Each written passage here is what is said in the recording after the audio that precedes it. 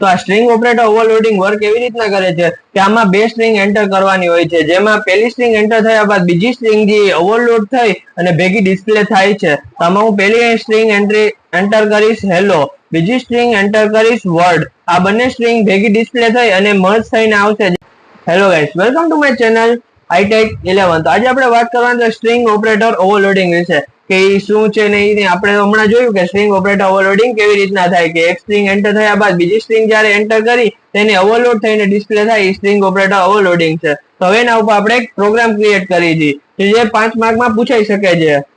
તો ચાલો પહેલા આપણે ક્રિએટ કરી. આપણે આની ડેફિનેશન છે કે write C++ code to read two strings and display concatenated string using operator overloading. તો આપણે સ્ટ્રિંગ ને કોન્કેટેનેટ કરવાનું છે ઓપરેટર ઓવરલોડિંગ નો યુઝ કરીને. તો આ એક ઓવરલોડિંગ નો જ એક પાર્ટ છે. તો આપણે પહેલા ક્રિએટ કરી હેશટેગ ઇન્ક્લુડ, આપણે ફાઇલ એક્સેસ કરી લઈ અને આમાં એક બીજી ફાઇલ પણ જોઈએ string.h. અને હવે આમાં આપણે સ્ટ્રિંગ યુઝિંગ નેમસ્પેસ પણ દઈ દેছি. તો યુઝિંગ નેમસ્પેસ std અને આમાં એક ક્લાસ બનાવી નાખી. તો આમાં મિત્રો બનાવતા ટાણે ધ્યાન રાખજો કે આમાં સ્ટ્રિંગ નામ ના દઈ દેતા, કે આમાં એમ્બિગ્યુઅસ થઈ જાય છે અને એ નામની એરર આવશે. તો આમાં આપણે આને નામ દેખી ક્લાસ ને str, આપણે બીજું કોઈ પણ નામ આપી શકો છો પણ સ્ટ્રિંગ ના દેતા, એમાં એક એરર જનરેટ થાય છે.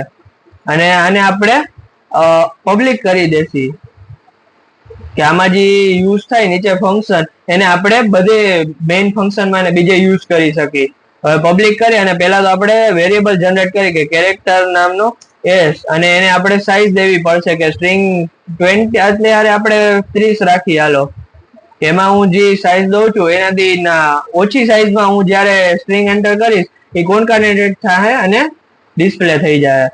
હવે હું પબ્લિકમાં જઈને બે ફંક્શન બનાવવા પડશે. પહેલા તો ડેટા ગેટ કરાવવા પડશે અને એ જ ડેટાને ડિસ્પ્લે કરાવવા માટે આપણે આમાં ફંક્શન બનાવી નાખ્યું void get data.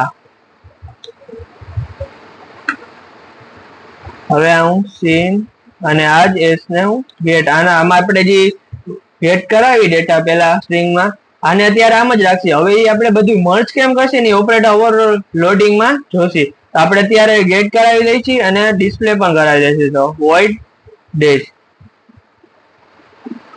એ જ આપણે ડેટા ડિસ્પ કરાવી દઈશું.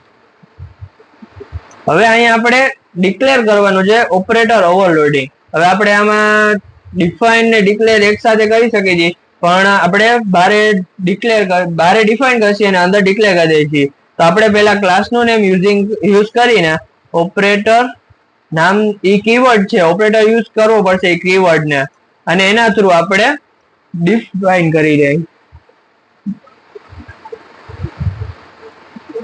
આમાં ક્લાસનું એટલે બારે આપણે જ્યારે ડિફાઇન કરવો હોય ત્યારે આપણે એનો ઓબ્જેક્ટ થ્રુ એક્સેસ કરી શકીએ. હવે જ્યારે બારે એક્સેસ કરવો છે તો હું અહીંયા str, આમાં બે વાર str લખવું પડશે. કેમ કે પહેલા આપણે જે છે ડિફાઇન કરી છે, તો પહેલા str છે એના માટે તો એ છે ડેટા ટાઈપ. એ ડેટા ટાઈપ મીન્સ કે ફંક્શન મેં જ્યારે બનાવ્યો તો અહીંયા મેં પહેલા કેમ void દીધું, એની ડેટા ટાઈપ છે. એના પછી મેં ફંક્શન નું નામ લઈને એ નામનો બનાવ્યો. તો અહીંયા બે વાર આપણે str લખશું, કેમ કે પેલું છે એ ડેટા ટાઈપ છે અને પછી જે છે એ ક્લાસ નું નેમ છે. તો આમાં ડેટા ટાઈપ એમ આવશે. તો data type class name str અને અહીંયા મારે સ્કોપ રિઝોલ્યુશન નો યુઝ કરીને ઓપરેટર યુઝ કરવો પડશે. એટલે અહીંયા જે મેં str બનાવ્યું છે એ ક્લાસ નું નેમ દીધું છે, એના થ્રુ હું પાસ કરીને અહીંયા એક ઓબ્જેક્ટ ક્રિએટ કરીશ પાછો, કે મારે જે બીજી સ્ટ્રિંગ જે બનાવું છું એ હું એને કોન્કેટિનેટ કરી અને હું વેલ્યુ એક જ વાર ગેટ કરાવીશ, પણ આમાં હું મર્જ કરવાનો છું. તો અહીંયા હું str લઈ અને અહીંયા s2 નામનો હું એક ઓબ્જેક્ટ ક્રિએટ કરીશ, અને આની અંદર પાછો એક ત્રીજો ઓબ્જેક્ટ બનાવવામાં આવશે કે આપણે વેલ્યુ સ્ટ્રિંગ તો એ ગેટ કરતા જાય છે, તો પણ હવે એને સ્ટોર કેમ કરવી, તો સ્ટોર કેમાં કરવી એમ. તો હવે આમાં આપણે ત્રીજો ઓબ્જેક્ટ બનાવશે કે str ક્લાસ નો ક્લાસ છે, અને હવે આમાં આપણે ઓબ્જેક્ટ બનાવશે ત્રીજો. તો આ ત્રીજો ઓબ્જેક્ટ બની ગયો છે. હવે આપણે ગેટ એક જ વાર કરાવશે, પણ આવી રીતના પાસ કરાવીને s3 માં આપણે સ્ટોર કરી દેશે, અને જ્યારે s3 ને જ આપણે ડિસ્પ્લે કરશે તો ત્યારે બધી સ્ટ્રિંગ કોન્કેટિનેટ થઈને મર્જ થઈને મીન્સ કે મર્જ થઈને દેખાડી દેશે, ડિસ્પ્લે થઈ જશે. હવે આપણે પહેલા શું કરશે કે હવે આમાં સ્ટ્રિંગ ના આપણે કંઈક ફંક્શન યુઝ કરવા પડશે, જેના માટે આપણે string.h એક્સેસ કરી છે ફાઇલના. તો પહેલા તો આપણે strcpy યુઝ કરશે. કેમ કેમ કે આમાં જયારે S3 જેમ આપણે બધી વેલ્યુ સ્ટોર કરવી છે, મીન્સ કે પેલી સ્ટ્રિંગ જે હું એન્ટર કરીશ એ હું એમાં ડિસ્પ્લે કરીશ, બીજી ડિસ્પ્લે કરીશ, તો બધી અલગ અલગ થઈ જાય. એના કરતા હું કઉ છું કે S3 માં જ બધું સ્ટોર કરીને ભેગું ડિસ્પ્લે કરી દો. તો પેલા આપણે કોપી કરવી પડશે, તો કે S3.S. તો .s શેના માટે કે .s છે જેના જયારે હું અહીંયાથી વેલ્યુ ગેટ કરાવું છું એ વેલ્યુને મારે અહીંયા હું સ્ટોર કરવા માટે યુઝ કરું છું. તો S3.s અને કોમા કરીને હું શું કોપી કરું છું, તો કોપી હું કરું છું તો S ખાલી કે S માં હું પેલી વેલ્યુ જે મેં સ્ટોર કરેલી છે, જે પેલી સ્ટ્રિંગ છે. હવે હું યુઝ કરીશ strcat કે કોન્કાટિનેટ કરવા. જયારે મેં પેલી સ્ટ્રિંગ એન્ટર કરી લીધી છે, હવે હું વચમાં બ્લેન્ક સ્પેસ એડ કરીશ, કેમ કે બે જે નામ હું એન્ટર કરું એ વચમાં સ્પેસ આવે. તો strcat હવે તો કે S3.s અહીંયા તો બધું સેમ જ રહેશે. કેમ કેમ કે આપણે સ્ટોર કરવું છે ખાલી. હવે પેલા આપણે શું સ્ટોર કર્યું તો પેલી સ્ટ્રિંગ, હવે શું સ્ટોર કરશે કે આપણે વચ્ચે બ્લેન્ક સ્પેસ સ્ટોર કરવાની છે. આ કરી હવે પાછું આપણે સ્ટોર કરશી તો કે બીજી સ્ટ્રિંગ, કે પેલી સ્ટ્રિંગ સ્ટોર કરી લીધી, બ્લેન્ક સ્પેસ સ્ટોર કરી લીધી, અને બીજી સ્ટ્રિંગ જે હું એડ કરી છે અહીંયા સ્ટોર કરી લઈશ પાછો. એટલે બધું હું S3 માં સ્ટોર કરતો જાઉં છું, અને છેલ્લે જયારે ડિસ્પ્લે કરી ત્યારે આપણી જોઈ લેશી. તો S3.s અને પાછું અહીંયા હું કોમા કરતા ભૂલી ગયો છું. S3.s હવે આપણે એક્સેસ શું કહે તો કે S2.s. S2 શેના માટે કે અહીંયા જે મેં ઓબ્જેક્ટ બનાવ્યો S2 નામનો, કે એના થ્રુ હું જે બીજી સ્ટ્રિંગ એક્સેસ કરું છું એન્ટર કરીને, તો એ સ્ટ્રિંગ ને આમાં છે સ્ટોર થયેલી S2, એ S2 ને હું S3 માં કોન્કાટિનેટ કરાવી નાખું છું. તો આપણું અહીંયા ઓપરેટર ઓવરલોડિંગ તો પતી જાય છે. હવે આપણે આને મેઇન ફંક્શન માંથી કોલ કરાવવો પડશે. હવે અહીંયા ફાઇનલ ટાસ્ક છે તો કે ઇન્ટ મેઇન. હવે શું કર્યું કે આપણે ફંક્શન પણ બનાવી લીધા, ઓપરેટર પણ ઓવરલોડ કરી નાખ્યા છે. કે સ્ટ્રિંગ આજે ઓવરલોડ કર્યો ને આ છે કે પેલી સ્ટ્રિંગ મેં આમાં ઓવરલોડ કરી, પછી બ્લેન્ક સ્પેસ કરી, અને જે બીજી સ્ટ્રિંગ છે એ પણ મેં આમાં કરી દીધી. હવે હું ઇન્ટ મેઇન થી ખાલી કોલ જ કરાવીશ. તો આમાં આપણે કોલ કરાવવાને કેવી રીતે, આમાં હું 3 ઓબ્જેક્ટ બનાવીશ, કે પેલો ઓબ્જેક્ટ પેલી સ્ટ્રિંગ નો, બીજો ઓબ્જેક્ટ બીજી સ્ટ્રિંગ નો, અને ત્રીજો ઓબ્જેક્ટ તો કે મર્જ કરી એ સ્ટ્રિંગ નો. તો આપણે ઓબ્જેક્ટ કયા નામનો, તો કે ક્લાસ છે str નામનો, તો કે S1 S2 અને S3. હવે આમાં આપણે પેલા ઇન્ફોર્મેશન પણ દઈ દઈ. તો enter first string cin.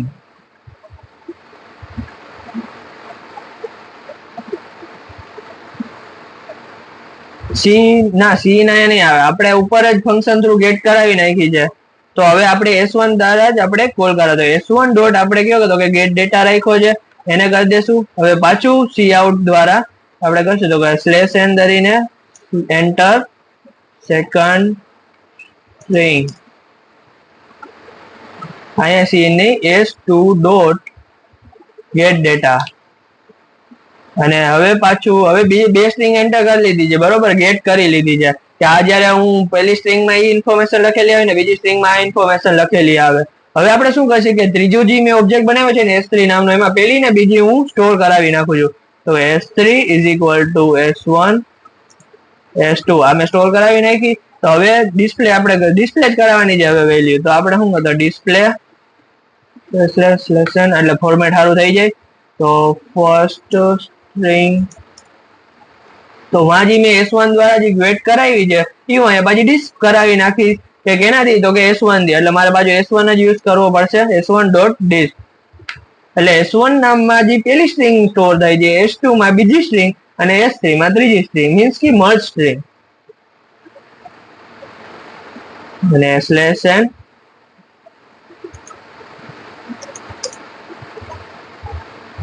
S2 dot ડિસ્પ. અને ફાઇનલ હવે આપણે મર્જ કરીને ફાઇનલ સ્ટ્રિંગ. ઓકે, અને આ S3 ડોટ ડિસ્પ્લે આને. ચાલો, તો હવે પ્રોગ્રામ આખો રેડી થઈ ગયો છે. હવે વગર એરરે જો એક્સેસ થઈ જાય ને ડાયરેક્ટ રન થઈ જાય તો જોયું જાય. હાલો કે આપણે સમજાઈ તો ગયું ને મિત્રો, કે આપણે 3 વાર વેલ્યુ ગેટ કરાવી, બે વાર વેલ્યુ ગેટ ના કરાવી પડે. એટલે એના માટે આપણે અલગથી ફંક્શન બનાવી લીધો, અને અહીંયા હું અલગ અલગ ઓબ્જેક્ટ એને કોલ કરાવું છું. એટલે એ થઈ ગયો. અને અહીંયા તો આપણે જે કર્યું એ S ને સ્ટોર કરીને એ જ બધું છે. હવે આપણે એને રન કરાવી લે s3 ડોટ અહીંયા અચ્છા આ ટર્મિનલ તો આપણે આ જે એરર થી સોલ્વ કરી નાખીએ. હવે જોઈએ આપણે શું એરર આવે છે કે આપણે પેલી એન્ટર કરાવી છે hello word final string print નથી થતી. અચ્છા હા આપણે રિટર્ન અહીંયા જે આપણે બધું સ્ટોર કર્યું એ રિટર્ન જ નથી કરાયું એટલે અહીંયા રિટર્ન તો રિટર્ન s3. હવે આપણે જોઈ પેલી સ્ટ્રિંગ હું દઉં છું હેલો વર્ડ હા પ્રિન્ટ થઈ ગઈ પેલી સ્ટ્રિંગ. આ બીજી સ્ટ્રિંગ છે એ પેલામાં ઓવરલોડ થઈને પ્રિન્ટ થઈ ગઈ છે. તો થેન્ક યુ ગાઈસ. જો કે આમાંથી શીખવા મળ્યું હોય તો લાઈક કમેન્ટ એન્ડ શેર કરી દેજો અને સબસ્ક્રાઇબ જરૂર કરી દેજો.